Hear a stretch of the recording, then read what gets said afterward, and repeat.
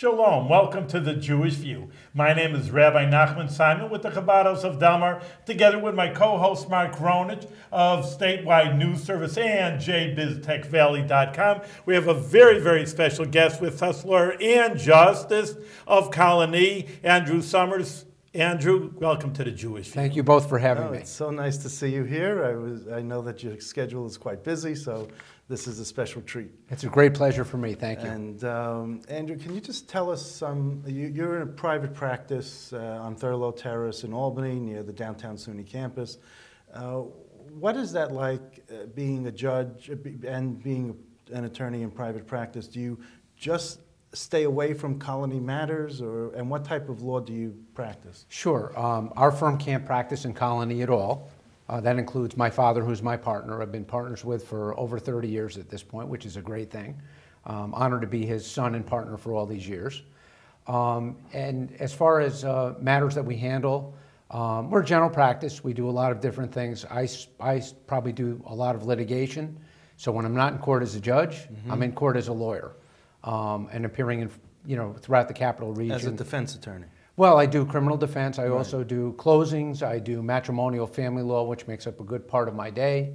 I handle contracts, other civil matters, personal injury cases, that type of thing. Personal injury lawyer, huh? Yes. But you don't call yourself an ambulance chaser, but that's a bad connotation that shouldn't be used anymore, or it got someone started using it and... I'm not sure where it came from, but we've always been a respectable practice. Of course. If one of our clients calls us, I didn't mean to assume that. Oh no, I knew that. So if a client calls us to say I've been injured in an accident or whatever, we do what we need to do, and they're the ones calling us. I see. Okay. And what are the main issues in the legal field right now that are the most challenging for you? The most challenging things I think, generally speaking, litigation is difficult. I don't set foot in a courtroom. If I'm working as an attorney, I will not set foot in the courtroom unless I'm prepared. I had a professor at Boston University Law School, where I went, Professor Robert Lieberman, who left me with a phrase. He was from Chicago. I know, Rabbi, you're from Chicago. He was from Chicago as well. And he said something, and it is more than 30 years ago, but it's something that I think of every time I try a case, which he said this. He said, make the case a part of yourself.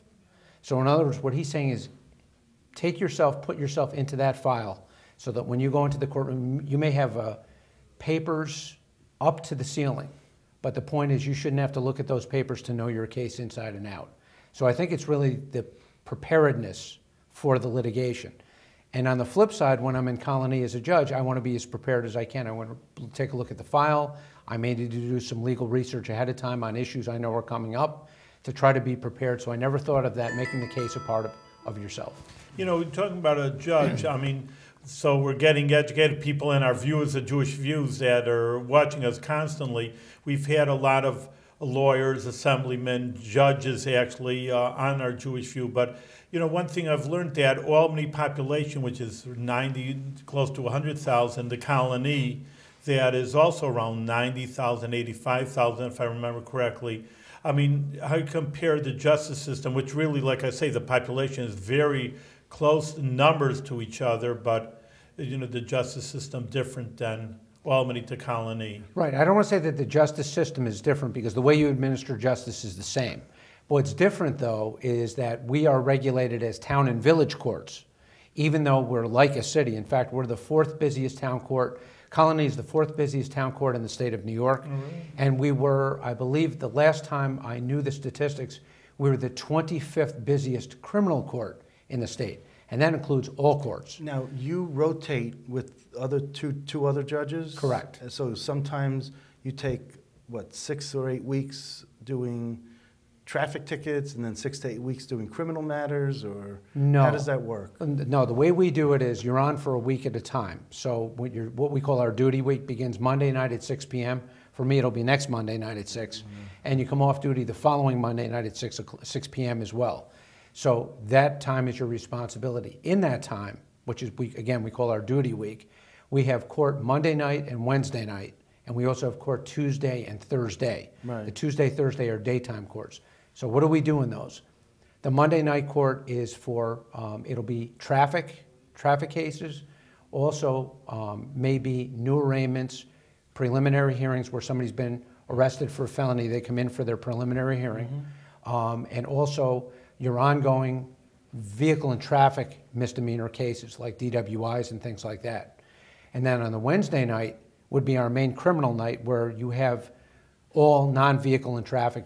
There may be a few that would be, say, new preliminary hearings, things like that, but generally speaking, all of your ongoing criminal cases, cases that you got 3 weeks ago or sometime in the past that have not yet resolved, so they're going to be returning to your court on that night. Tuesday, we do traffic cases on Tuesday, traffic trials. Those are done in the morning. And we also do every other term, which would be for me, once every 6 weeks, I do small claims. And then on Thursdays, we do, again, every other 6 weeks, I do small claims. Also do landlord-tenant, building cases, zoning cases, dangerous dog cases, those types of things. So to get back to Rabbi's question, we do in one court what City Court of Albany does in 3 courts. They have a traffic court, they have a city court that handles their landlord-tenant, zoning, dangerous dog cases, and then they have a criminal court. And I know one of your guests in the past was Judge Kretzer.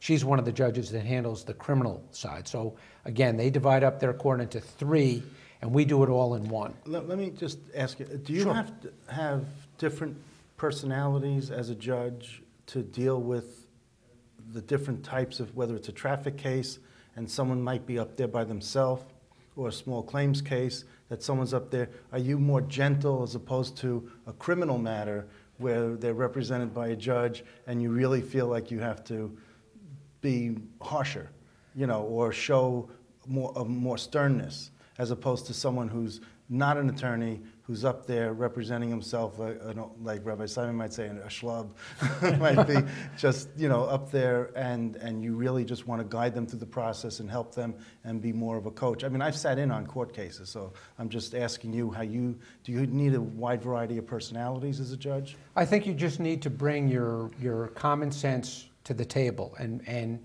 there are cases where somebody may be very upset, so you have to be sympathetic to the fact that they may be very, very upset by being in court. It could be a civil case, it could be a criminal case. You have to be compassionate. That's one of the main qualities that any judge should have. You have to be understanding at the same time as you have to administer whatever the law is. Right. So I think that, to me, it doesn't matter to me if somebody has an attorney standing with them, say it's a small claims case. Somebody may have an attorney with them or not have an attorney with them. It doesn't affect the case. The case stands on its merits. But I'm talking about you as a person and your personality and how you have to, in order to relate, to make that person feel like the courtroom is not the enemy. You know, you're coming here, you administer justice, this is the law, but when you got a seasoned attorney in front of you, you could, you know, I mean, obviously you're not going to treat who he's defending the same way you would treat someone in a small claims case. Well, again, and not in terms of decision, right, but in terms of your personality and how you speak and how your tone of voice. You know, you might cite a legal decision that the attorney would understand, but someone in small claims court, if you cite the decision, might not understand what that means, and you have to explain it more, like you were saying, be more compassionate. Absolutely, and I think that you just want to make sure that any litigant in your courtroom, be it small claims, be it landlord-tenant, be it a criminal case, as long as you're compassionate and you're understanding, you want to make sure somebody understands what you're doing as a judge. So if I may have to explain it a little further because somebody has a lawyer in a small claims case and somebody else doesn't, but it's not going to affect the decision making. Right, no. All it's going to do is maybe I would have a further, make sure that the person understood exactly what was happening. Say, for example, somebody comes in a landlord-tenant case and one side has a lawyer and the other one doesn't. I don't want the lawyer to go up there and speak in legalese, okay? And I have to bring it down into things that everybody can understand because you want to make sure the person says, yes, that is what I agreed to.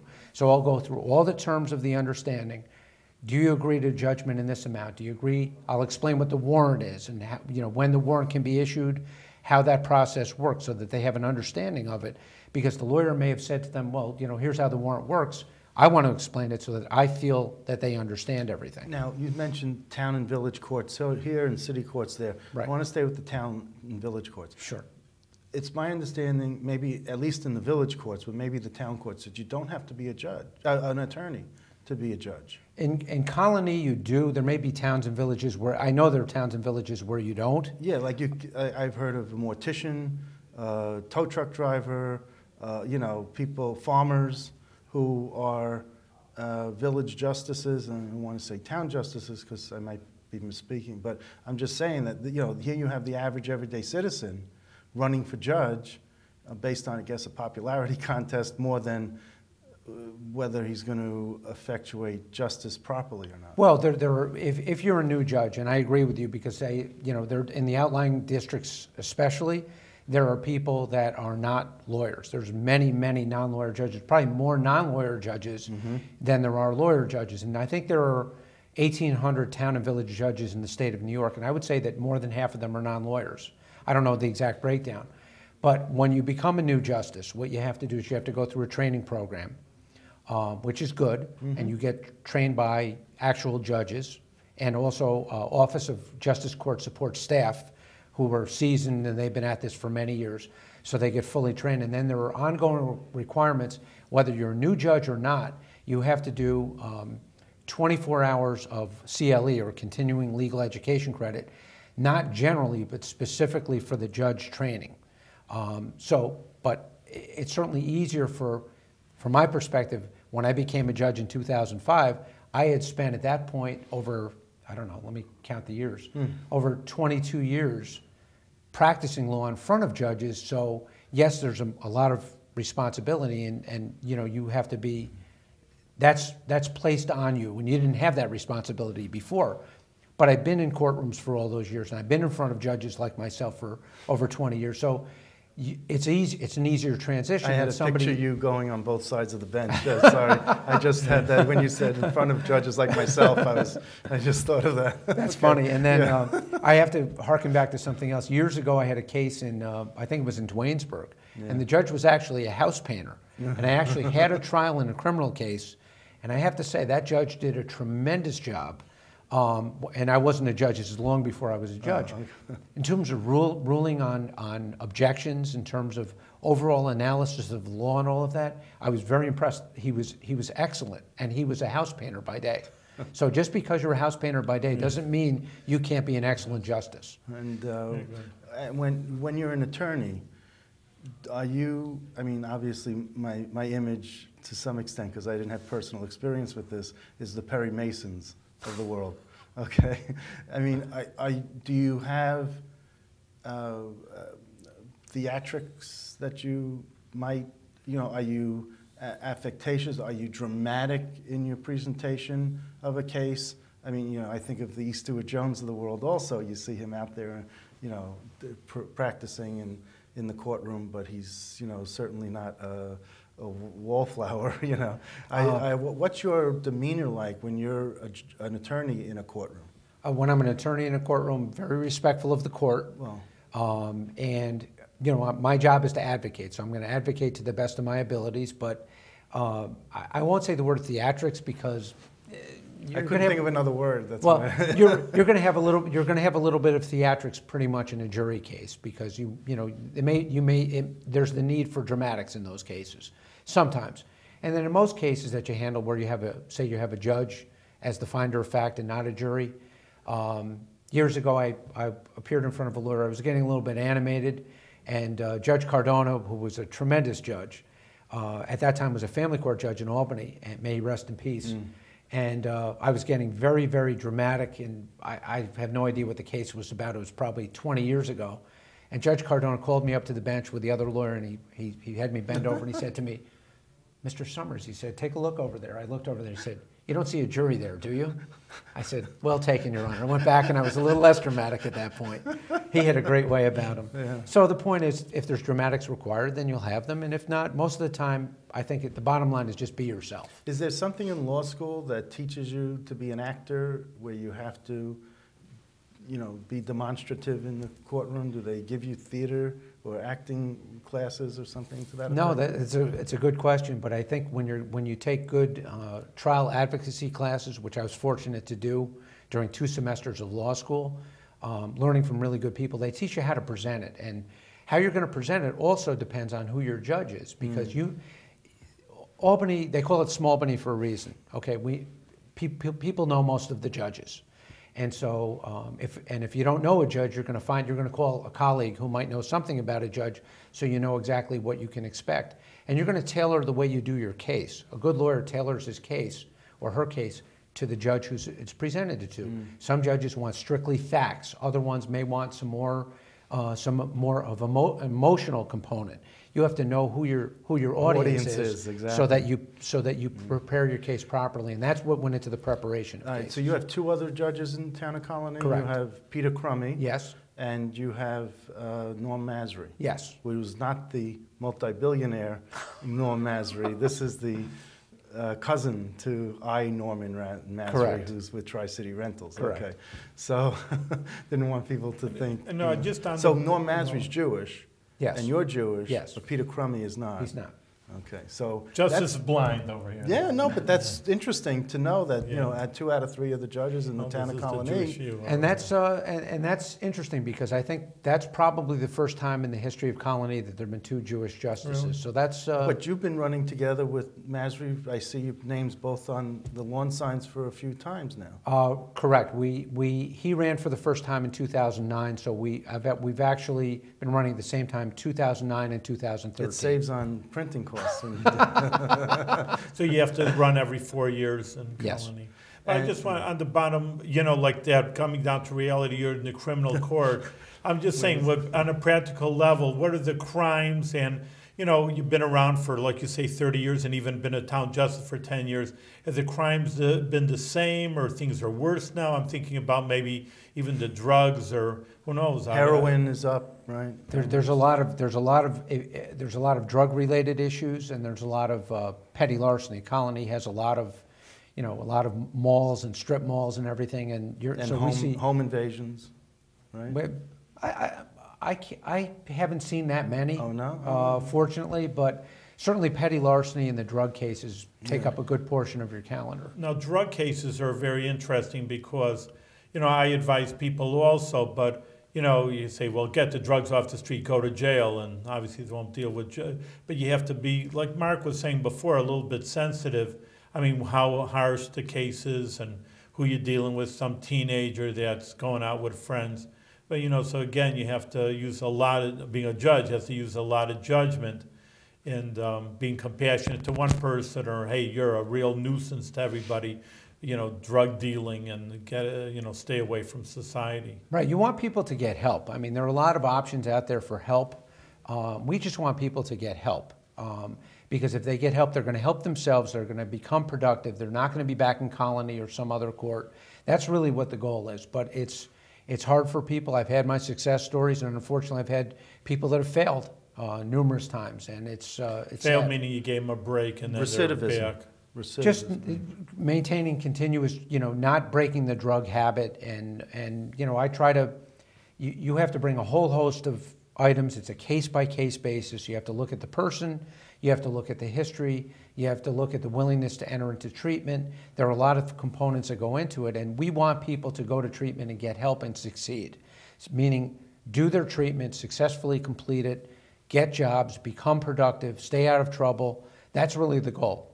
And unfortunately, it's not 100% attainable, but there are a lot of resources in the capital region and elsewhere to try to help people in that regard. On the other side, you have some attorneys. What are they? Town attorneys, defenders, the prosecutors. Prosecutors, and who are they? Who are the prosecutors? The district attorneys in our court. Not the DAs, but the town attorneys. Okay. Town attorneys would handle in our court. They handle traffic tickets. Right. But who are they? What are their names? The town attorneys that handle our court for traffic. There's Fred Altman, right? Stan Siegel, right? They're the two that handle traffic, right? And then from the town attorney's office handling, say, town cases like a building case or a dangerous dog case, there could be Rebecca Kennedy. There are 3 of them: Rebecca Kennedy, and I'm okay, blanking on that. Okay.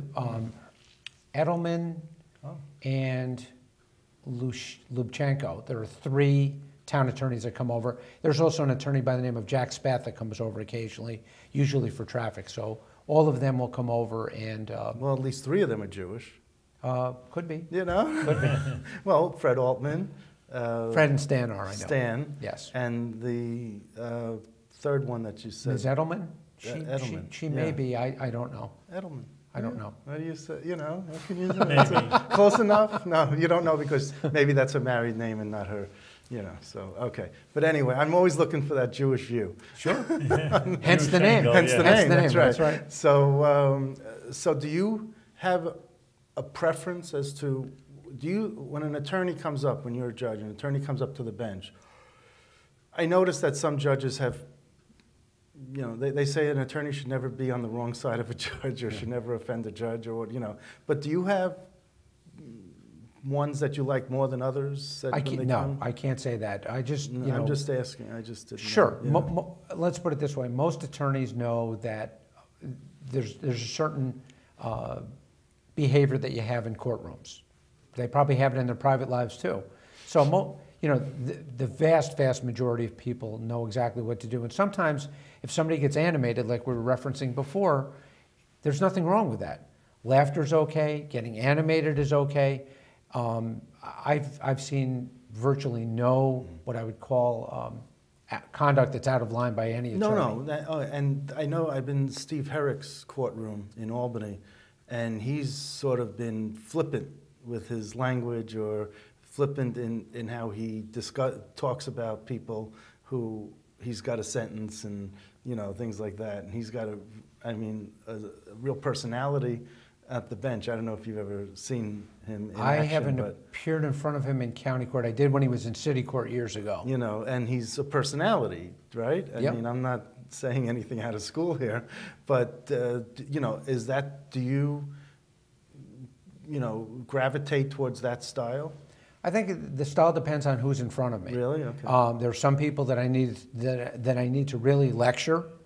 There are people that don't need that. So really, you know, again, you have to be adaptable. Let me put it this way: if I put a glass down on this table and we fill it with water, if it's a circular glass, that's the shape that the water takes. If the glass is octagonal, it's going to take that shape. And I think that's what you need to be. You need to, you know, whatever it means to be fair, whatever it means to be respectful, to be compassionate. These are things. Sometimes I have to be very stern. It really depends on the case and what's in front of me, what I read, the rabbi was asking Judge Kretzer, you know, how you seem so nice. How can you be so mean when you're behind the bench? He says, "You haven't seen me. I can be mean." So I'm thinking the same thing here. You know, you're so nice, and you know. Well, thank you. That, you know, and that goes. I think that's what makes a good judge, is that your ability to do what you need to do to administer justice fairly. What is fairness? You know, I'm lucky. I have two parents that are very fair people, so I always tell people I got the fairness gene. Okay. Okay. I'm sure Judge Kretzer did too. And so the point is, when you have that, it's just you have to figure out what am I going to do to be fair? The answer is treat people respectfully. When a defendant comes in, I'll call him Mr. So-and-so or Miss So-and-so. Even if you know them on a first name basis outside the courtroom. Absolutely. Yeah. Mr. So-and-so, Miss So-and-so. Right. Because you know, people say, well, how can you be a judge in my case? I know you. Well, you're dealing with judges in Colonie who have been to people's doors. Now, 80,000 people announced population. I think it's actually higher, but they announced it at 80,000. I know a lot of people. How do you get elected and reelected? By meeting and knowing a lot of people. So the fact that you know somebody doesn't mean you can't hear their case. It's how you know them that would determine whether or not you could. But the point is, if they're in front of you as a defendant, or they're in front of you as a litigant, they're Mr. So-and-so or Miss So-and-so, and they may come in, you may get somebody that's swearing at you. Say, for example,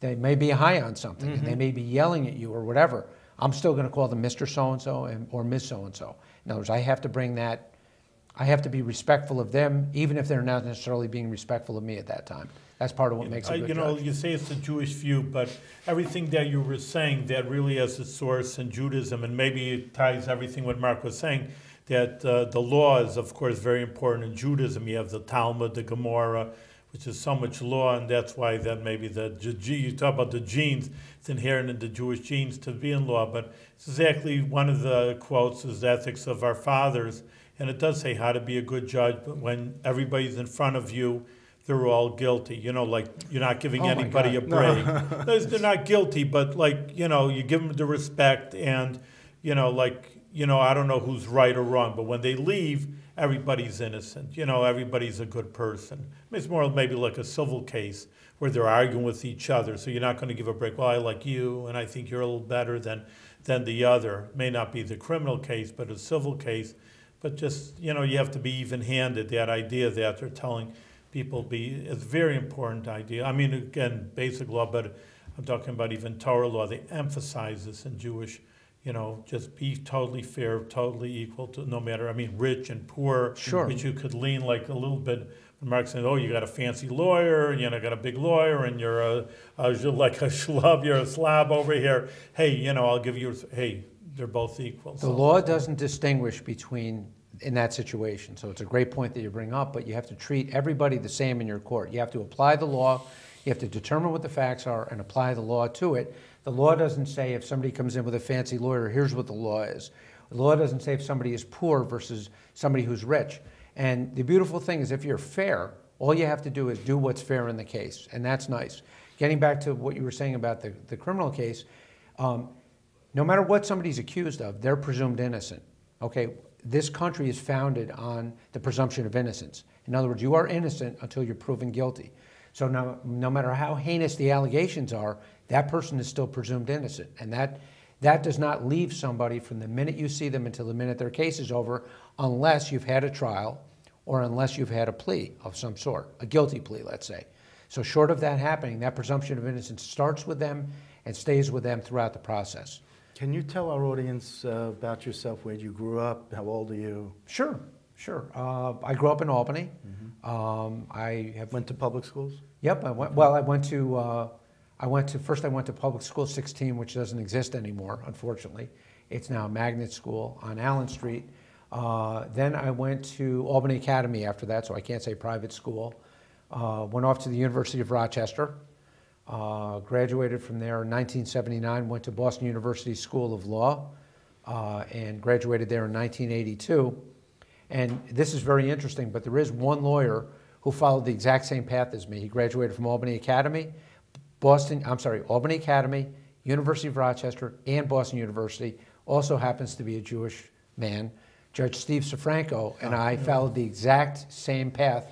I don't know any other two lawyers that ever followed the same three schools. And you're both part of Beth Emeth, I take it. Yes. Yeah, Yep. so you still follow each other. That's interesting. Religiously. You know, one question, and we only have a few more minutes, Sure. but why would you want to become a judge? I can't believe that it's monetarily that it's, you know, you're doing better than being a private lawyer. Maybe, all right, I don't know what you're making, but yeah, I know it's an addition, but maybe spend your time, hey, I can get a nice case instead of, you know, like you say, all hours of the day. I mean, like you say, you're on for a whole week, and Sure. there's criminal cases, and they have to wake you up for bail. It's very rewarding to know that you're, you know, that I think that you're dispensing justice fairly. We are like a city court, but as we talked about earlier, we're viewed as a town and village court, okay? So it enables me to do two things. I can practice law, harder on the duty week, I might add. And right. As an aside, the judges I appear in front of when I'm a lawyer, they know, most of them know of Colonie, so they'll usually say to me, you know, with your calendar, when can you come back to court, or when can you set a trial date? So I think they're very respectful of the fact that they know that there's certain times that I can't, like during the duty week, I wouldn't do a trial as a lawyer. So I think when you add it all together, I think it's very rewarding to know that you're adjudicating. We do 25,000 cases a year in Colonie. Divide that by 3 is 8,300 cases per judge. And to know that you're administering, you know, cases fairly, I think you're doing a good job with all of that. And so it's rewarding. It's public service at the same time as I have private sector work as well. So I think I have the best of both worlds by doing both. We have a minute. I just got to ask you, what do you think of the plea bargains? Are there too many? Should there be more cases that you're sending to trial? Or, I mean, because like I was mentioning before, these town attorneys, they plea bargain everything in the back room and then bring it before you. You make a judgment whether it's fair or not and whether you can. Do you like that? I think it's. Let's put it this way. Two parties have to get together and believe that they're sending something to you that is a fair resolution of the case. And it resolves cases. I can't say I prefer plea bargains or I prefer trials. If there isn't an agreement or if something's unacceptable to the court, we're going to hold a trial, be it a jury trial or a non-jury trial. When it's a speeding ticket, a lot of people park on the sidewalk. Well, you know, and if they don't, and again, that's the presumption of innocence, and if they can't reach a resolution, they're entitled to have their trial and all of that. Okay. Listen, Judge Sommers, thank you very much for being on the Jewish View. It was very enjoyable, and I'm sure for our viewers. They found out a little bit more of the inside law, not only from Perry Mason. and we just wish you to continue success in what you're doing with good health. Thank you so much for having me. Thank you.